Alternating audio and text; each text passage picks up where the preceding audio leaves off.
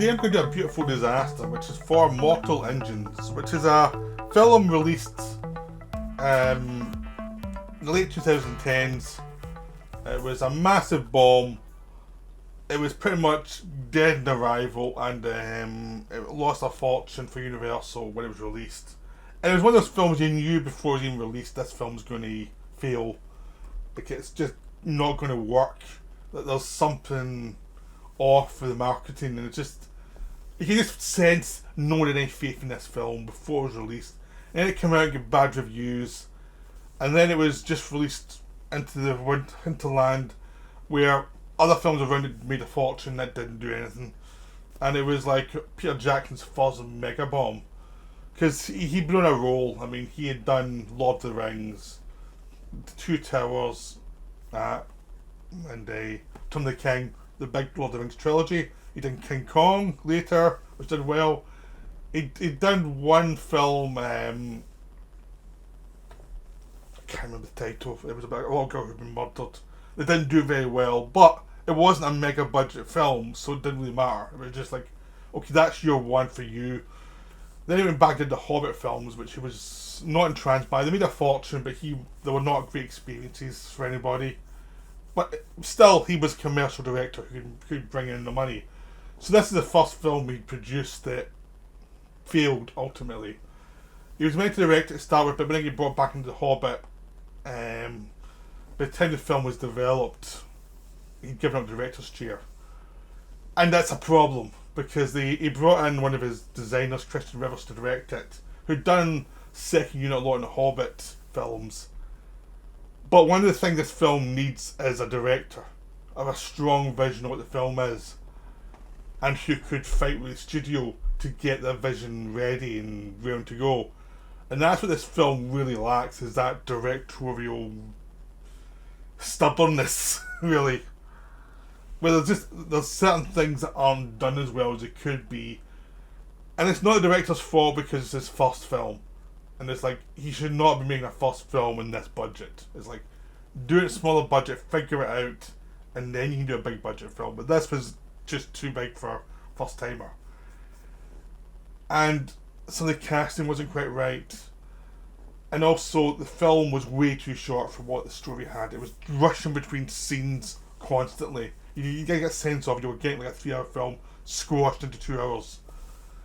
So there was lots of problems. There were some casting problems where a lot of actors seemed to be cast because they were young and good looking rather than haggard and interesting. I mean, Lord of the Rings did not have a lot of good looking actors in it. You know, Kate Blanchett was the best looking actor in that film. The Hobbits themselves were okay looking, but they were meant to be cute, and they basically hired actors who could play the parts on track by casting for the looks. All the kind of dwarfs and Aragorn from Watson was an old style matinee kind of presence. But even then, it was an actor who had a lot of experience, and you know, you had a lot of older actors around him as well. So it was a film where you sense a way of a world with lots of experience, a world with lots of history. And even in the Hobbit films, there was a bit less of that, and it felt a bit more lightweight, because some of the actors felt a bit too young for the parts, and not quite as weighed down by what the film probably needed. But even in The Hobbit, they had a lot of good actors there, so even if they were maybe a little bit young, they could still perform. You know, it wasn't. I mean, the Hobbit's problems were not the actors. You know, sometimes it's what they were asked to do is a problem, but it wasn't them themselves. They were all doing a professional job. And this one, it's like, why do you cast half these people? They do not look right. They just do not look what you want, and then they have no presence. Half of them have no presence, and that's an issue. But the film itself, despite all these massive problems, does have a lot of delightful things going for it. Because it is a beautiful disaster. It's a disaster, yeah, but there's some beautiful stuff in it. The world is really well designed. It is a world where basically it's post-apocalyptic. The world has collapsed with future technology. They have all these absurd seeming things where everybody's on wheels. The cities are on wheels and they're moving forward. There's limited people. There's limited resources. But within that situation where you've got the bigger cities basically attacking and taking the resources of the smaller ones, which is like a very stylized Mad Max world. But it works. It's an absurdity, but it's played straight, but with a nice little sense of, we know it's absurd, but what if? And the film gets that, and the film delivers that constantly. It's always a what if feeling of, and it's a nostalgia for the old-fashioned British Empire design, because the big city, villain city is London, and you've got all the St Paul's Cathedral, you've got all these elements of London, but now in this city that's moving and attacking other small towns that are also moving. So you've got all this absurdity that works really well. And you've got a lot of British character actors in these smaller parts. And you get a sense of this is a world that really works. It's kind of a spin-off from certain things you'd see in Doctor Who, where you'd have a world that is a bit silly, but you can just make believe and it just works on its own. It's got that sense, which I don't think people connected to at all. It was just like, this looks weird. So I think that was a big problem. And I think a more experienced director would have been able to sell the what if quality, but also maybe been able to sell the reality of it a little bit more as well. Which I think that's a big problem. It's designed so well, of course, because the director was a designer. But when you get to the actors part of it, it's far less sure footing, and the pacing thing as well. It's far less sure footing from A to B for the plot. A lot of time you're jumping from plot point to plot point, and it's not good. It's just, it doesn't really deliver a narrative that you're really looking for. Because the narrative basically is there's a young woman who's out for revenge against the man who killed her mother. And her mother was a scientist, and the guy who killed her, played by Hugo Weaving, he's the guy in charge of the Predator City. So she managed to get onto a town that's going to get attacked by the city, Predator City, so she can sneak aboard, so she can get close enough to him to kill him. But that's actually stopped by another young man called Tom, who comes from the below area of the city where everything is very poor, because most of the city's inhabitants are pretty poor, and he's worked his way up to be a person who works in the museum, but he's still looked down upon as someone who's not really an important figure. He's just like a dog's body for the richer people who are also at the museum, and who think of him, he's a pure scum. And he spots the assassination attempt, stops it, chases after the girl, and when he finds out that the reason she was trying to kill this guy was because of what the guy had done, not only is she thrown off the city, but so is he. And it's obviously a murder attempt by Hugo Weaving.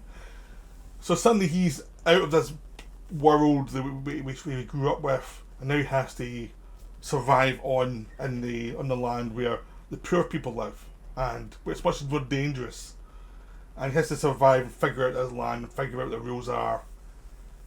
That all would be fine if you had more time.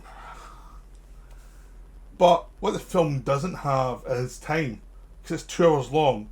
If you remember the Lord of the Rings, you had a good hour in Hobbiton, and then you had them travelling to the elves. That was like an hour and 20 minutes, and you had plenty of time to know what the hobbits are, know what this, which could be absurd to people, know what they're about, know what the world's about, and then slowly, and then things happening, and things of importance happening. So by the time you're into the adventure side of the story, everything's grounded. Now this is like, by half hour in, you've already covered a massive amount of plot. The two characters are introduced to each other that are important to the rest of the film. There's been a murder attempt. There's been this world set up of these predator cities. They're on the run in a very dangerous area. This is only the first half hour, and you haven't had a chance to really establish anything. Things need space, and you just wish it'd slow down because there's so many details you want to see more of, because obviously they've worked all this stuff out in the world, but they don't have time to do it. This reminds me a lot of Jupiter Ascending, where that also had this thing of there's lots of stuff going on here and you wish you had time to stop and pay attention to more of the details before you move on. And both of those films, Jupiter Ascending and this, both could have been done with being like little on Netflix and having like 8 or 10 episodes just to expand the story to make it work. Like crushing it down to 2 hours just doesn't work. Or being a trilogy where you can actually build everything up early on. So, but this one really, the running time kills it, because each story element thrown in feels like they rush through it.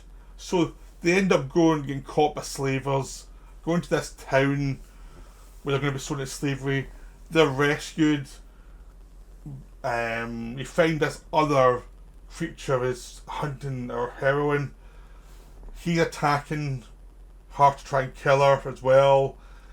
They have to escape. They escape to a flying city made of all these balloons. This creature that's half man, half machine attacks her there as well, and she escapes. And it's just non-stop, and it's like, there's some nice things. The actual creature hunting her down is interesting. The world of this balloon city is fascinating, and you get it for a whole 5 minutes. You get one scene near then escaping from the burning, and it was like, this should have been 20 minutes of screen time, at least. There's a prison area that Hugo Weaving goes to find the Shrieker character that, again, yells out for her more screen time just to establish it better. There's a historical thing of Hugo Weaving being the lover of her mother, and the idea that he's really her father. All of that needs time. Instead, it just comes up quickly and is gone. And it's like, everything here needs time. And you don't get it. You just like, it's just like non-stop, like do. So you have a whole thing about her past with this Shrieker trying to kill her, and turns out he saved her when her mother was killed, and she promised to become something like him, and then so when he's trying to kill her, he's not trying to actually kill her, he's trying to transform her to what he's like, until he realises it's a bad move.